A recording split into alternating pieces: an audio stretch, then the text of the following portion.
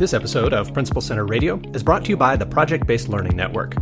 Dr. Amy Bader, the director, is a professional curriculum writer and the leading expert on standards-based PBL. She trains teachers how to write high-quality PBL units in the Project-Based Learning Curriculum Developer Certification Program, and she teaches leaders how to implement successful PBL initiatives in the Project-Based Learning Instructional Leader Program. Learn more at principalcenter.com/PBL. Welcome to Principal Center Radio, helping you build capacity for instructional leadership. Here's your host, Director of the Principal Center, Dr. Justin Bader. Welcome everyone to Principal Center Radio. I'm your host, Justin Bader, and I'm honored to welcome to the program Dave Nagel and Bruce Potter. Dave and Bruce are co-founders of the Center for Collaborative Expertise. Dave's work focuses on helping schools and districts implement visible learning research, assessment, and feedback, and effective grading reform at both the school and classroom levels. He's supported schools in building impactful PLCs and is a thought leader in the PLC Plus framework. Dave has authored 7 books, 4 of which are bestsellers aligned to the PLC Plus suite of publications, and he's contributed to publications such as Principal Leadership, Educational Leadership, and The Learning Professional, and he presents regularly at national conferences. Bruce Potter is a school administrator with over 30 years of experience. He began his career as a classroom teacher and has held leadership roles at the building level, as a principal, and at the district level as a superintendent for 11 years. Bruce brings a wealth of experience in implementing visible learning research, guiding districts, schools, and teachers in transforming their practices. His schools have earned national recognition for innovative approaches that redefine success for traditionally underserved students. And they are the authors together of Grading Visible Learners, Learning with Fluidity, Not Finality, which we're here to talk about today. And now, our feature presentation. Dave and Bruce, welcome to Principal Center Radio. Thanks for having us. Really appreciate being here. Well, I'm excited to talk with you because we've talked on this show about many aspects of visible learning and the large body of research stretching across many researchers and experts over many years. And you've tackled a piece that often people have questions about and often is a little bit difficult to get our minds around, and that is grading and grading for learning and that suite of issues. Talk to us a little bit about what work this came out of and what needs you saw in the field for a book focused specifically on grading visible learners. Super. Justin, thanks for asking the question, and thanks for also maybe being as kind as you could about this being a polarizing topic. Other than politics, I'm not quite sure sometimes what is. Bruce knows that as well. I've been passionate about grading for a very long time. I actually wrote a book on secondary grading practices back in 2015. But to your point around how we tie this to the visible learning work, myself, Bruce is also a consultant, but I've been working as a consultant full-time since 2008, and specifically with John Hattie's research since 2013. I can think of countless schools who put in so much effort to developing quality learners, visible learners, helping kids develop the dispositions of grit, perseverance, resilience, curiosity, fill in the blank, and then have it get jammed up because our grading practices are not aligned to the research. And so I've kind of had a vision for this work for a long time. And then about a year and a half ago, Bruce and I have been colleagues and friends for over a decade. I kind of pulled him into the project, and he has really helped me bring it to life for both of us. But I'll throw more thought out and then let Bruce respond. We need to be we want to be very clear in our messaging. We have to be honest and accurate in terms of how we assess any human being and where their abilities are to whatever standard, goal, expectation that is. But far too often in education, it's the only place where we disrupt everything else we know about quality feedback, about perseverance, about keeping engagement and motivation in place. And there are just some things related to grading that are not just archaic, they never worked. On the flip side, what we can't do is walk into any school or classroom and start telling teachers or educators, here's what you're doing wrong, so stop, without saying, is that giving you the desired impact? And could we align it to research with these other ideas? And so I'll let Bruce respond. But one of the things we're very proud of and very passionate about, and certainly the feedback so far on the book has been this: we try to provide very practical strategies and actions that are aligned to research, that are adaptable, that teachers can use within their classroom, which is a very busy, what we call sometimes they call it a wicked environment, where there's so many things happening that don't have to disrupt and add unnecessary, copious amounts of extra work on their part, or have us feel like the kids don't have any accountability in this. So Bruce, any other thoughts just the general framework when we put this together for the publication? Yeah, just a couple points before we dive too deep. We really believe it's the primary job of teachers to develop talent, not just sort and select it out. And through John Hattie's research, he has clearly articulated what motivates and moves the needle is having a student who can drive their own learning. He's identified 6 characteristics of what is termed a visible learner. And the approach we took was, okay, how can we support each one of these characteristics through not only the title of the book is grading, but really we take an approach of how are we designing experiences that will then need to be assessed, given appropriate feedback, and then ultimately get a score, but with the whole purpose of promoting learning, not just giving them a score. Dave talks about the time and the rush and everything that the classroom teachers have going on, and we've done so much work around visible learning and what works best. It's almost like, okay, I'm going to buy the best ingredients, I'm going to follow the recipe, but then I'm going to put it on 500 because I have to hurry up and get the meal done. And I've just ruined it. So everything that's done in classrooms to formulate great learning has to be complemented with an appropriate assessment and score. Well, take us into what those 6 traits of a visible learner are, just briefly, if you would. Yeah, so this Doug Fisher, Nancy Fry, John Hattie, when they wrote Developing Assessment Capable Visible Learners. And certainly you could kind of tweak, and I work with schools all the time that have maybe come up with slightly different versions of what a visible learner is. And one of the main things when I coach schools and administrators and teachers, a very fair question is to have your students be asked this question: what makes a good learner a good learner? And usually we get things like, when you ask the kids those questions, sit up straight, speak when spoken to, raise your hand, keep your hands to yourself, etc. That's a good kid. Don't get me wrong. I wish I had 3 better ones in my own house. Those are not the traits of what we want in terms of a learner. So knowing their current level of understanding, being able to gauge their level of understanding, being able to select tools for their learning.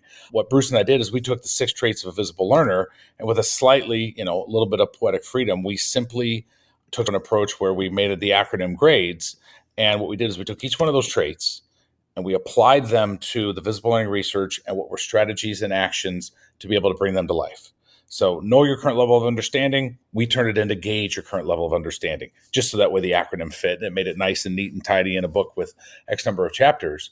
But then let's just break that first one down. If I want my students to gauge their level of understanding, which right after that is readiness to know when they're competent to take on the challenge, then there has to be teacher clarity. And as I mentioned earlier, and it's not a critique. I was a high school biology teacher that respectfully, I want to turn my head to some of the ways I instructed and graded, back in the early 2000s and even in the late 90s, but we're smarter today than we were back then. Back in the late 90s, some schools might have even still had a smoking lounge. We don't have those things anymore. So we can give ourselves some freedom to know that the research wasn't available. But when I have a large group of teachers in front of me, sometimes I'll say, so your average kiddo goes home, pick any of them, and their parents say, how did you get a grade or how did you get a C? What does the kid say? And I will hear a large group of the audience say, I don't know. And then I immediately respond, they're not lying. And then I wait for the pause. They're not lying. And respectfully, that's our fault. So just kind of speaking very clearly to the visible learning research on not a simple but significant example, teacher clarity, for example, we know is a tremendously important influence. 0.85 in Hattie's effect sizes. That means we have to have quality learning intentions and quality success criteria, which then means any assignment or task or quiz or discussion prompt or anything that you're going to do as a teacher to evaluate where that student is has to be aligned to that. And one of the simple metaphors that Bruce and I bring in, if we look at band, choir, orchestra teachers, performing arts teachers, or athletic coaches, rarely is there anything they do in their practice or their classroom that is not directly aligned to gathering the evidence they need to be able to make the next decision. And so in and of itself, that alone can add a lot of efficiency into feedback and grading, and it also demystifies it. So one other thought, and then I'll let Bruce describe his ideas, but like, for example, when we dug into the trait, being able to evaluate your progress and adjust your learning, we certainly pulled in research from many others. And obviously, when it comes to the grading conversation, Tom Guskey is one that we will all, in a respectful way, and literal way, and metaphoric way, genuflect to. Tom is, in many opinions, the world's leading expert around the research. And so we took what he talked about with mastery learning and applied it to mastery grading. How there's that threshold, because what happens sometimes in many classrooms, and it's not the fault of a teacher, is a student hands in work and it is nowhere near up to a certain level of proficiency or even progress towards learning. And what have we done? We give them an indiscriminate number, or let's just say 40%, or some arbitrary number that kind of gets thrown into the pot. And then eventually we want to throw more and more things in the pot, cross our fingers, make the sign of the cross, whatever it is, and hope that it eventually leads to something of quality as opposed to no. Unless you can identify or do certain things related to our success criteria, unless you can cite one key idea and two key details, until you can at least do that, and that's just an example came off the top of my head, there is no grades. There's feedback. And in many student information systems now, parents have immediate access to the report card. So the other thing that we talk about are maybe some traditions that don't make sense anymore. We don't need to worry about the last day of the 9 weeks because it's not any different than the next day of the next 9 weeks. High school with semesters is a little bit different, but to help teachers get into more of a habit of looking at when students are giving any form of feedback in the form of a grade, it's because it aligns, for example, to certain success criteria. And then the other point, I know I've kind of gotten a little long-winded here. Bruce and I were very intentional to bring in the concept of clarity of scoring. And I don't know if you mentioned earlier when we started talking, you're not as big into sports, maybe as some others, but I'll use a college football metaphor since I know you're from Arkansas. But if the Razorbacks happen to play at Alabama or at Georgia and lose in double overtime to the number one team in the country, they're not happy, but they feel pretty good. If they were to beat a Division II team in double overtime, they're not going to be happy at all, because the rigor of the task should have spoken more to where your level of mastery is. So how we score and grade students' work, whether it's on a standards-based system, a traditional point system, doesn't really matter, should be aligned to the rigor level and demonstration of evidence they provide, which allows then, when we get to the stage of determining what a student's mastery is, I think it's got a lot more relevance, a lot more application. And I think another point is it does then make it more accurate, not so we can say you're on the honor roll or not, but so we can determine what your next learning step is and whether or not you need some intervention. So, Bruce, I know I went a little long on that one, but your thoughts to how we take the traits of a visible learner and apply it to the concept with grading visible learners. Sure. I will just speak to one of those where we modified the trait to fit the D in grades, determine feedback, and recognize that errors are an opportunity to learn. So we have to be careful not to grade too early, because we can't tell them that, errors are opportunities to learn, but there's a 62 going in the grade book. Or if we were to put a pencil, a 62 in, because that's where that's all they've demonstrated to this point, or only 2 of 5 success criteria, that's all well and good because we're keeping track of their progress. But to determine that as a grade, or then to do all this work and then, there was 7 things we collected, so we added them all up and divided by 7, and therefore this is your grade. That's why one of the things we talk about is you need to eradicate the average, because that goes against developing a visible learner. Otherwise, we're lying to them to say that errors are opportunities to learn. They just didn't do well the first time out, or they haven't had enough practice. So it's not about not grading. It's not about unlimited chances. It's about, what are we trying to accomplish? We're trying to develop great learners. The goal of our field is learning. And what Dave referred to in the collaborative grading scoring guide for our clarity of scoring, the rigor should matter. If someone, did not do so well or rush through some surface level items with vocabulary or some recall items and they got a low score, but by the time the unit progressed and they're at the deep and transfer level, they can analyze and they can apply, they've learned the material. They must have caught up on that vocabulary. So whatever happened earlier doesn't matter as much. Now, again, we're not saying that those things need to be dismissed or should be eliminated, but they shouldn't be weighted as much. It's about progress. It's about feedback. It's about learning. And if we get focused, unfortunately, the more I did the research and put in the effort with work with Dave on this book, I realized back in the 90s when I was a classroom teacher, I didn't do things very well because I graded the way I was graded. But that doesn't mean I had bad teachers. It doesn't mean I had bad intent. When we know better, we do better. Yeah. And Bruce, if I can build upon that, because it's staying within that same context. When you mentioned early grading, we can go back to Kluger and Dinesi's work, which was actually one of the things that Timperlane had to use in their feedback model, is that any learner, when they are assessed too early, can focus too much on that evaluation, whether it was good or bad, and away from the learning strategies. So that's just embedded in the very empirical research. How do we apply that to a practical day-to-day classroom teacher that either has 25 or 30 kids that they see all day for everything, and they have English, math, science, and social studies, or a secondary teacher that has a similar challenge in terms of scope and depth, which is I only have my kids for 45 minutes, but I'm going to see 160 of them a day. The grade book needs to be a counselor. So if we want to develop a visible learner and we want them to learn from their mistakes, then we cannot count every single mistake in the grade book. But I want to pause there for a second. I said we can't count every. It doesn't mean we're not counting any. There has to be some practicality for how teachers move through their units of instruction, etc.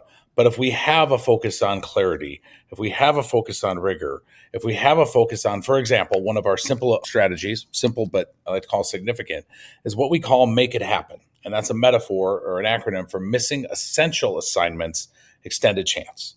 Nobody is saying that students should be able to thumb their nose to work. Nobody's saying that. But I would say it's insane if every student has the exact same assignments as all of their peers over the course of a semester. That's insane. For every kid to have a different set of assignments than their peers is 20,000 times more insane.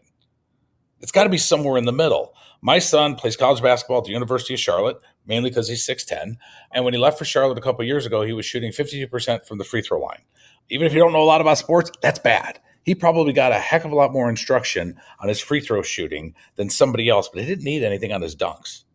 And so when kids do miss assignments and tasks, et cetera, the first thing we have to ask ourselves is the purpose of them completing that task just to hand it in. Because if it is, then that's what we like to call the culture of completion compliance, which is where we build in to our students the behaviors that we actually don't like, that they just put something on paper just to turn the damn thing in.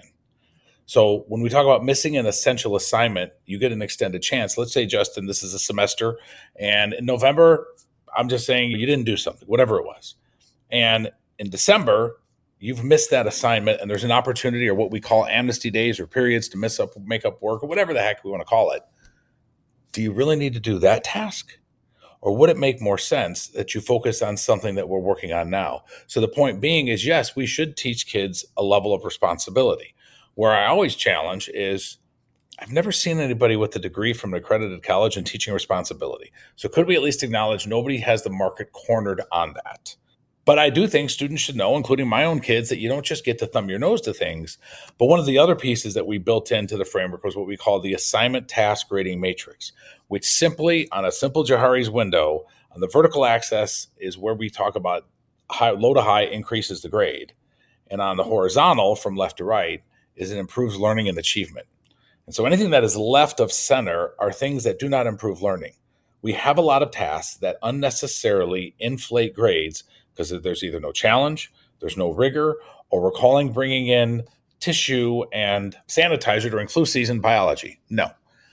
There's also tasks that go in there that the kids don't do them, and now we've lowered their grade, but it wouldn't have mattered anyway. Actually, in the bottom right quadrant, for those of you who jump into the book and are able to see it, or if you go to our website, we have an example there, is what we call tasks that are developing. Things that will tell us in the moment where the student's learning is, but might not actually increase the grade. And like Bruce mentioned, one of our core concepts is to eradicate the average.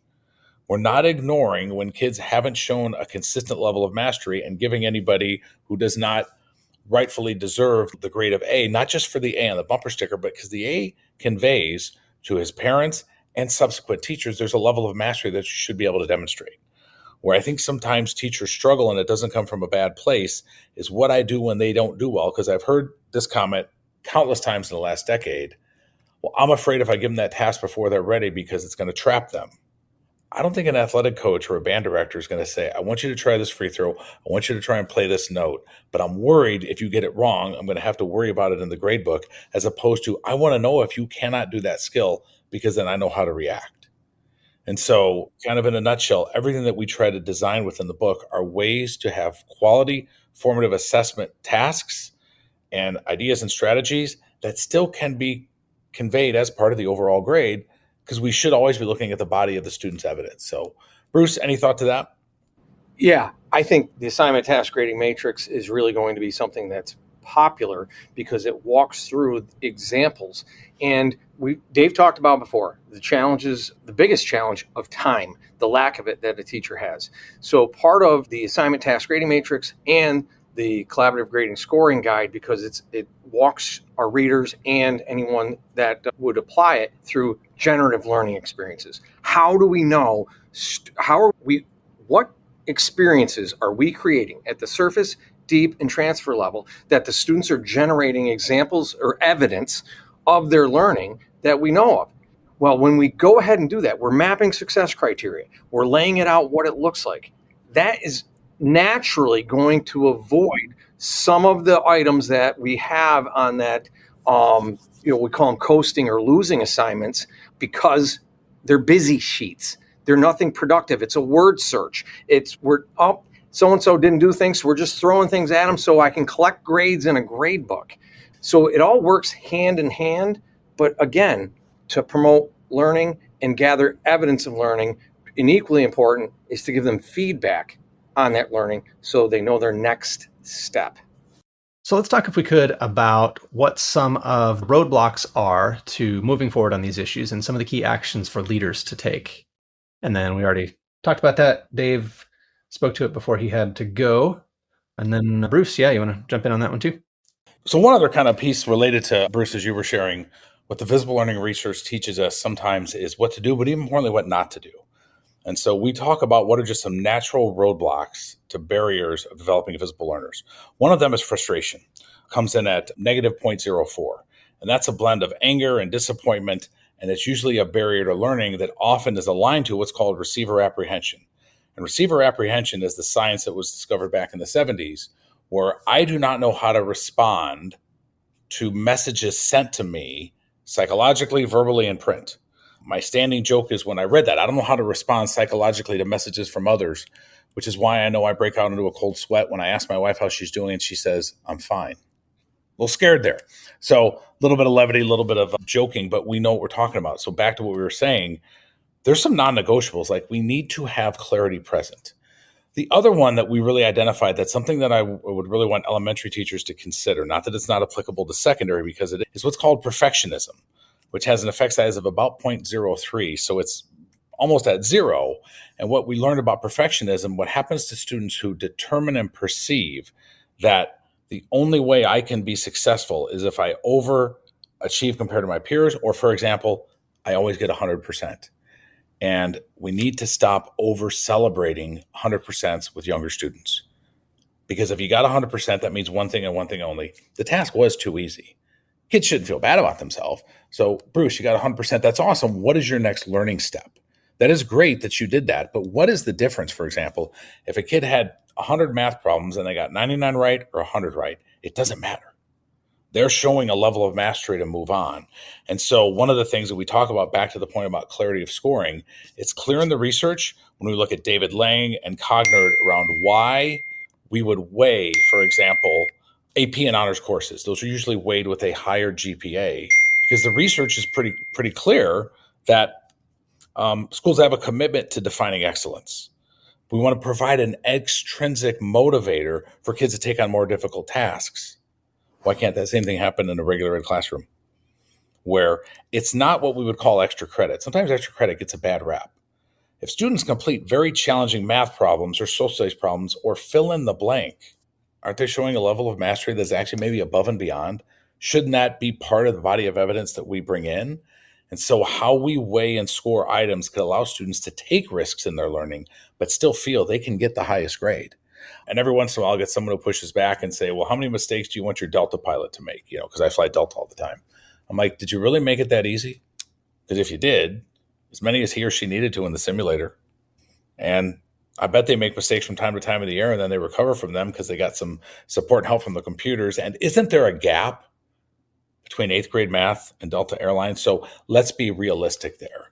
The other thing I just want to speak to, and then Bruce, I'll have you jump on and kind of pick this up, is we talk about core practices, and one of them is collaborating around grading. This needs to be conversations around all the things we're talking about within a PLC setting. And when we say collaborating around grading, what we don't mean is teachers sitting around grading papers. And besides, if you see a group of teachers grading papers, That is not a PLC meeting. We usually call that a staff meeting. Those are different. Thank you for those of you in the audience listening to that, laughing because it's true. But what we mean by that is we have conversations around alignment of tasks to our success criteria. Does that task even align? The level of rigor, how we're going to weigh it, what we do when students miss deadlines. And one of the concepts we talk about are stipulated second chances. In life, we're full of those. What do you call somebody who passes the bar exam on the 9th try? I would call him my cousin Vinny, but we would call that person an attorney. We'd also call that person someone who was perseverant. But they actually had a penalty, didn't they? They had to pay for the test 9 times. They had to go back and take it. There was a stipulation. And so how we can work that concept in is something we talk a lot about, to where we're not telling kids you get to thumb your nose at tasks and assignments, but whether you put effort in and just couldn't get it done in time, or you just got lazy and neglectful, there still is an opportunity, but there might be a stipulation that is unrelated to devaluing your grade. So we've identified 5 of them. Some ones I'll speak to just quickly is traditions trumping evidence. This is the way we've always done it. And how can we get over those pieces in our field? Because truly they're obstacles to real learning. Valedictorian, salutatorian. We have to have this ranking. So it's got, we colleges focus on cum laude, summa cum laude, and things of that nature, where if you've met a mark, you've met a mark. With the valedictorian, salutatorian argument, and I will throw this out there, I was superintendent in 2 different school districts, arrived at my second one, and I wasn't there long, and I was engaging in conversations, and the counselor was providing the reports for me for the advanced placement classes and of the more rigorous courses in high school. And I asked, why is enrollment so low? And the explanation to me was they weren't weighted, and they used to have a top 10 or the top 6, excuse me, it wasn't a top 10, it was a top 6 dinner at the local Elks clubs for grades 9 through 12 for all the kids who were in the top 6 of their class, and no one wanted to miss that spaghetti dinner and certificate. So why would they risk that honor by challenging themselves? So it's those traditions that really, not to sound like a jerk, but what I'm talking about. So they don't promote learning. They don't promote risk taking. And that's in developing a visible learner, they know it's safe to take risks. Not that, again, we talked about it earlier. It's not that there's, unlimited chances or things of that nature, but we should always focus on challenging ourselves to promote learning and having kids take those risks. But we need to structure the experiences and the environment so that they can be supported. It's about supporting students through their learning. That's what a teacher does. We can't go through sport and then just at the end say, well, this is what you got. And that's what happened. So we talked earlier, one of the things Dave referenced was make it happen or amnesty days. And the counter to that is a tradition. Well, that's not fair. Sally turned in all her work on time. It's not fair to have Billy get the extra couple days. Well, it's not about Sally versus Billy. Billy may have had to miss an event on a Saturday because he was making up those assignments that you gave him till Monday to do, where Sally had hers on time. So we've instituted or implemented what we call the SITE model. And it's really all about support, but with an intervention. But how do we incentivize it? Sometimes the incentive is less work. You've demonstrated you've learned something, so we're not just giving kids more and more busy work. And we don't want to punish the proficient. So by just giving them more to do because, well, everybody's sitting there and these other kids have work to do, and just because you finished fast, I want to get you. How do we create these systems in place where there's an incentive to being proficient or mastering the learning? The next piece is time. So we have the support, intervention, incentivize, time, that's the variable, and then we evaluate. But it's this constant construct where we're supporting kids throughout their learning journey, but ultimately with feedback, not just a number in a book or on a piece of paper. Because the feedback should be, how do they move their learning forward, not good job. Praise, nothing wrong with it, but it doesn't move learning forward, and it can be a detractor. And then, honestly, you'll see some of those assignments that we focus too much on process that they have to follow. Like, okay, you have to have 5 PowerPoint slides and and so many points for those slides. That's a process piece, so there's things that we do because we've always done them or it was done to us. And quite frankly, the more we take a look at the evidence through the research it's really less is more, less is best. If we were mapping out the success criteria toward mastery learning, one of the other core actions that Dave mentioned was collaborative scoring. Well, we can't collaboratively score if we haven't co-constructed or mapped out the success criteria, because it shouldn't matter if a child is in my class or the room next door.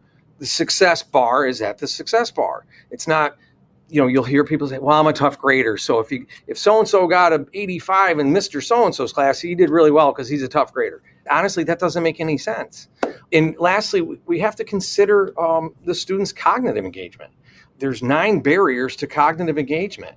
And we need the learners in a position and ready to learn. So factoring in all these things, again, there's no free pass. We're holding them to standards, but it's about coaching them and supporting them with feedback through their learning, because ultimately there's 4 components to have a visible learner. There's 6 traits that they demonstrate, but visible learners use learning dispositions. They're resilient. They can work as a member of a team. They're motivated. Well, they also know what they're learning, why they're learning it, what success looks like, and their next learning step. That can only happen through teacher clarity. Visible learners use metacognitive strategies. So we have to teach them these metacognitive strategies. They don't necessarily show up having them. And then lastly, they seek, receive, and act on feedback. So that's the 4 components of a visible learner. In the book, literally each chapter builds off the next on how we support through. Again, it's not just the finished product of this is the grade, but taking a look at how are we mapping out the success criteria? How do we assess that? And then what is an appropriate score? And just like the Olympics, whether it's diving or figure skating, there's a degree of difficulty to some tasks or experiences over others, and that should be reflective of that. And that's why we talked earlier about we need to eradicate the average. If I said to somebody, oh, geez, how far can you run? Well, I ran a marathon. Well, really, you can only run 12.5 miles. Well, what do you mean? Well, you ran around the block, and then you ran up a mile, and then you did 3 miles. That when we think about it in those terms, it sounds ridiculous.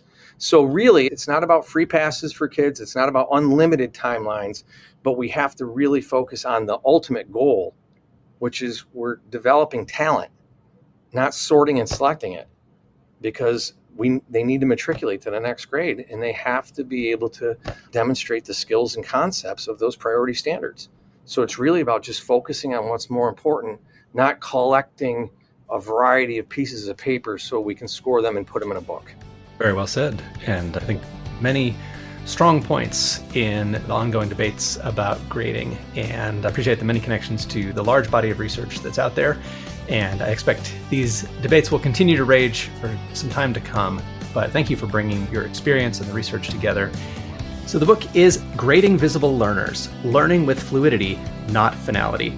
Dave Nagel and Bruce Potter, if people want to learn more about your work or get in touch with you, where's the best place for them to go online? That would be our website, Justin, www.centerforcollaborativeexpertise.com. Well, thank you so much for joining me. It's been a pleasure. Justin, thank you so much. It's been a pleasure. Thanks for listening to Principal Center Radio. For more great episodes, subscribe on our website at principalcenter.com/radio.